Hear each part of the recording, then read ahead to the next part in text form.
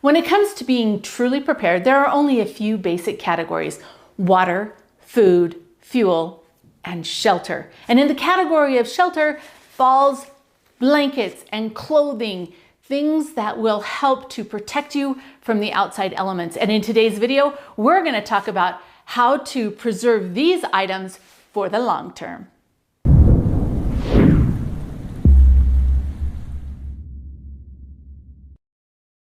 Hey Provident Preppers, I'm Kylene, and today I've got a really great idea to show you.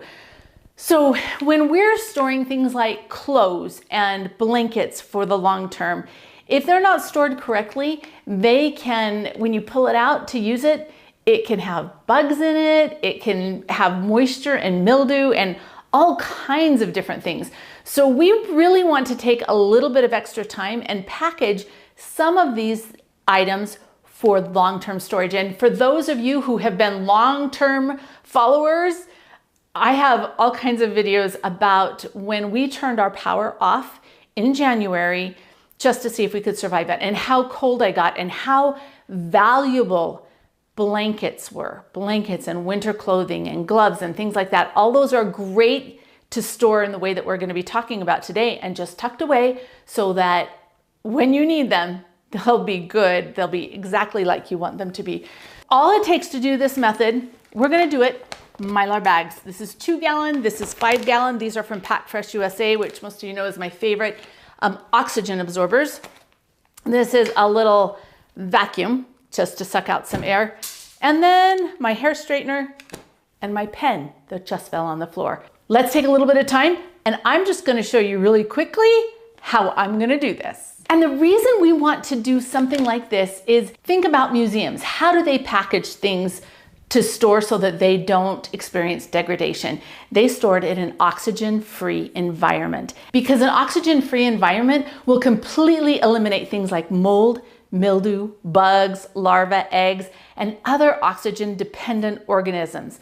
And this will protect it from light, which is very degrading.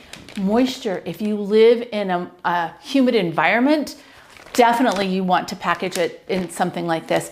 And then also odors that these clothing and things can pick up just from your house. When our basement flooded a few years ago, we learned very quickly how important it is to make sure that things are packaged appropriately, because that water destroyed so much.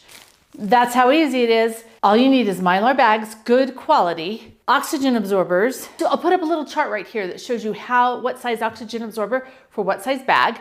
I sucked out the air for a couple reasons. One, to save space. And the second reason was so that the oxygen absorber didn't have to work as hard to get rid of all the oxygen.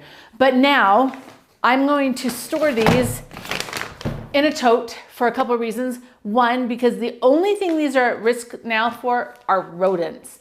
And as long as there's no smell, you're probably not going to get rodents in them, so they're probably just fine without it. These are winter jackets that I've written exactly what's on them. I can store them away and they'll be protected from everything. No mold, no mildew, no moths. Nothing is going to hurt them in this bag. So it's worth it. If you want to store clothing or blankets long-term, this is a great way to do it, to make sure that it's protected, especially from moisture. And now for the question of the day. What non-food items do you think would be a really good idea to store in a protected environment so that you have them when you need them? Comment below. And thanks for being part of the solution.